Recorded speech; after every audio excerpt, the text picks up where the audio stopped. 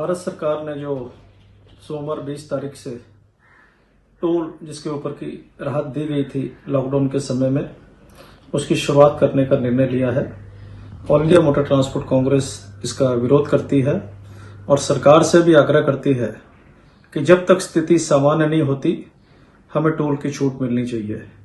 एक तरफ तो इस कठिनाई की घड़ी में चालक हमारे ड्राइवर जान हथेली पे लेकर माल को एक देश के एक कोने से दूसरे कोने तक पहुंचा रहे हैं।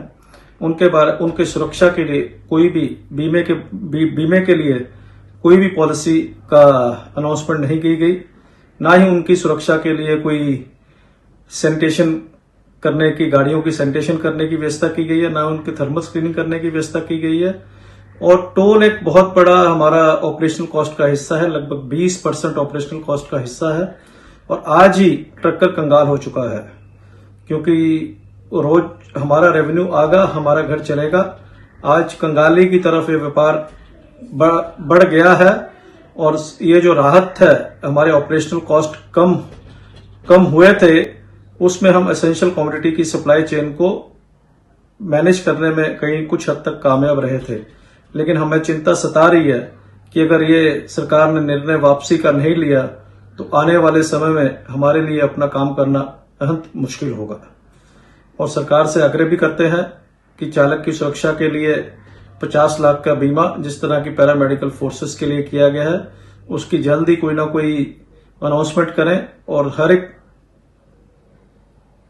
स्टेट हाईवे पे और नेशनल हाईवे पे 200 किलोमीटर पर कैंप लगा के गाड़ी को सैनिटाइज किया जाए, ड्राइवर की थर्मल स्क्रीनिंग हो, उसकी जांच हो, अगर कोई मेडिकल ट्रीटमेंट हो उसे दी जाए, क्योंकि वो मेन कंपोनेंट है हमारे पूरे सप्लाई चेन का।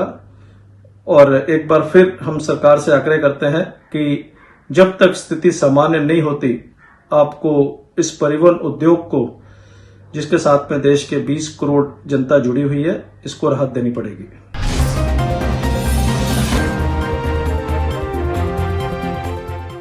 Now be the first to know about the latest updates on our new news app. Go on your Android or iOS, search for HW News Network. Download our app, choose the language you prefer to get updates in, and be up to date with the latest news. If you like this video, please share it, and we would love to hear your comments in the comments section down here. Also, please do like our Facebook page and follow us on Twitter to get minute-to-minute news updates. For more such shows and videos, well, subscribe to our YouTube channel.